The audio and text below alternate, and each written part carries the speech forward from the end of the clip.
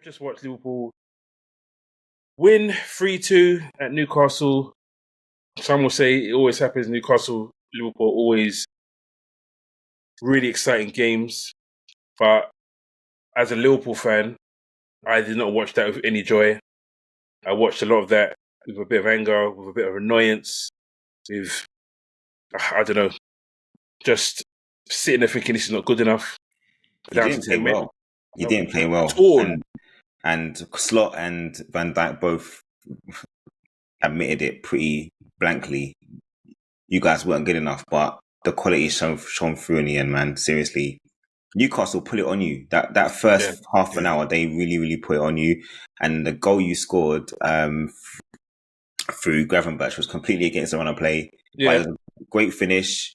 No one closed him down early enough. And he's wrong-footed Pope. Wrong-footed Pope with a strike, technically near post, you can call it, but he's in off the post. But deflection, isn't it? Yeah. But once what's his name? Ekatike? No, got sent off. Gordon. Once Gordon put that challenging on Van Dijk, you just knew that was it. Like, it was so stupid. And even at the time when he was pressing, there was no one else backing his press. So it didn't even make sense that he was rushing around closing all the defenders because no one was backing it up at that point. Newcastle was settled into the fact that they were going to let your defense have the ball. Because you don't have Trent no more, like, the other guys can't do the kind of passes that Trent does. So they allowed your four defenders to just have the ball. And they were saying, we ain't going to press until the midfield gets involved. But for some reason, Gordon starts closing all the defenders down and he just rushes into, pretty awful challenge into Van Dijk. And as soon as I saw it, I said, he's gone. Like, I didn't even need a replay. When the replay just confirmed it, how bad it was. But you can see the marks down the back of Van Dijk's it's not just that though. When he bundled into him, you see the way that Van Dijk's leg was planted. I thought to myself, this could be horrible, you know? Yeah, it could have been. Because the pace that he was coming across the field at, like you said, Lee, totally unnecessary. As a professional, you'd like him to be a little bit more careful. I don't know if careful is the right word, but, be more professional. Like, he doesn't need to do that. It was just too much. Alanga was way closer than he was. And he weren't pressing, so he should have just held his position. Bro, he was nowhere near the ball. That was the worst part of it. He did his job. He's a Liverpool fan. He wanted Liverpool to win. He played his part in our victory. Thank you very much for that. To be honest, though, Newcastle were definitely... fan for true. Yeah, he's a Liverpool fan. He's great, bro. He was supposed to join us last summer, and it didn't quite work out in the end. Newcastle sold Anderson, and I always forget his name, that went to Brighton. The winger that went to Brighton. Well, Minte.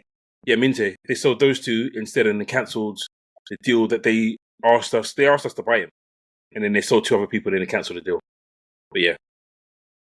So, listen, that game we played against 13 men a lot of the first half because their crowd was on it. Hostile. And the referee, I don't know what game he was playing, but that first half, is like every single challenge that Newcastle made, he let go. No yellow cards, just allowed the fouls. And it almost, for me, I said it in the group, it allowed it almost caused the red card. I mean, I called the red card just the wrong time. Yeah, you did. Yeah, you said Liverpool. Literally. I said Liverpool, but it was coming either way. But I don't see how you said Liverpool because they were fouling us like crazy. Do you know what it was? I think it's just the fact that Gravenberch got the first yellow.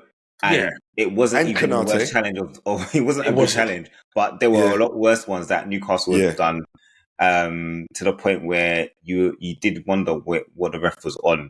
But those type of games. I mean, look, we like to watch physical football. We don't like people going down from basically a minor touch. We like physical games, but you don't want players getting injured.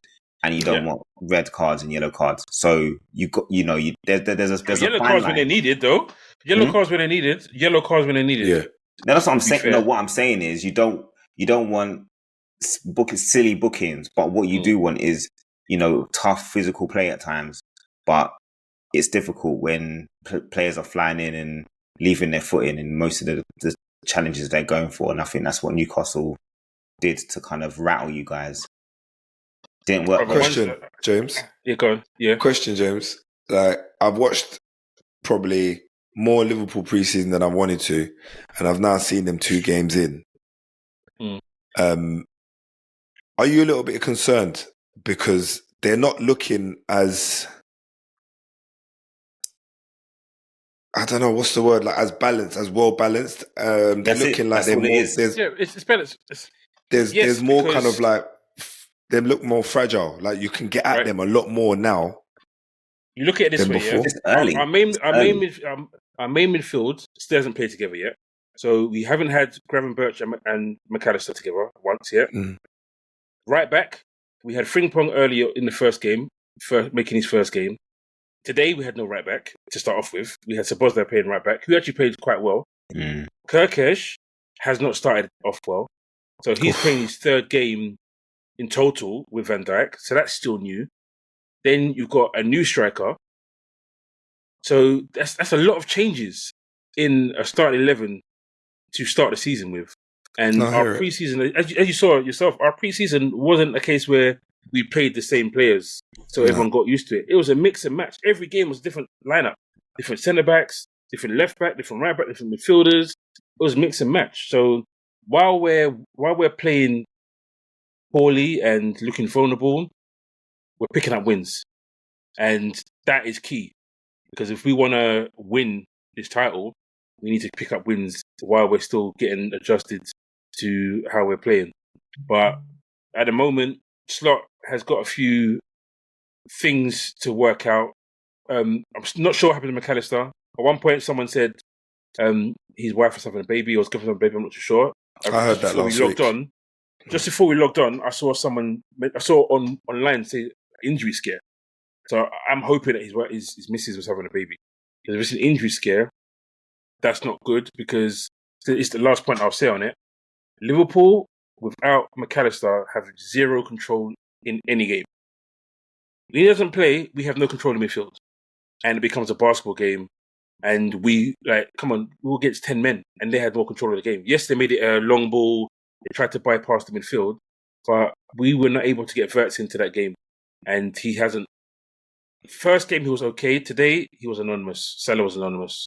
So it just wasn't good. Too many players played poorly today. Credit to Newcastle. They tried. They could have got a draw out of it. But in the end, champions mentality got us through.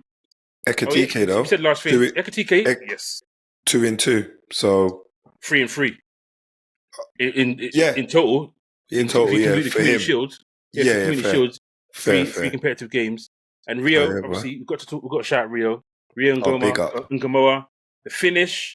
I think Leon said it. I'll let Leon say how he saw that goal. I'm not going to steal how he described it. How you described it.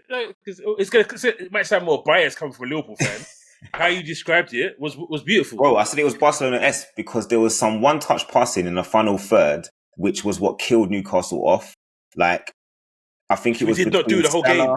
Say again?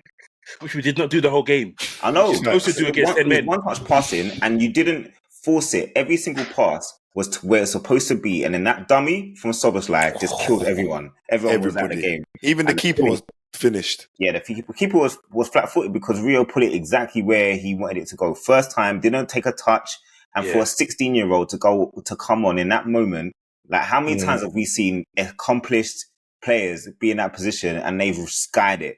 But he tucked it into the corner. It was beautiful. It was a beautiful goal. Can't even lie. Even when I saw it, I cheered. And I wasn't cheering for Liverpool. I was just cheering for the goal. For Rio. The fact that he's 16-year-old and he's done that. You can see it. Your name in lights when you get a chance like that. First time. And it's a winner as well. Quality. Slot said in his post-match that he said he's not going to name who, but there was a player in the change room that said they would have taken a touch first. They wouldn't have been as confident to just slot it in first time. And if him saying that, it must have been a foul. It doesn't matter if a defender says it. So there's a forward in our change room against that. Give him his dues, man. When you look at the situation, taking a touch when there's so much space, it makes sense. But when you're confident, you don't need a touch. You just slap it, because the keepers don't have as much time to respond because they don't know where you're going to put it. Whereas you take a touch, they look at your body shape, and they can kind of figure out which corner you're going for. He just said, nope, first time, bang. Yeah. Over. And I think I said to you before, I was cussing because at the beginning of that play, there was a pass out to Rio, who was again. I was like, Kirkes, now you want to flipping play sensible, give him the ball. But he made the right choice. He passed it inside, and that was the start of the move. Mm-hmm. So we scored the winning goal. But yeah. Anyway, enough Liverpool. We'll move on. Thank God for that. We'll move on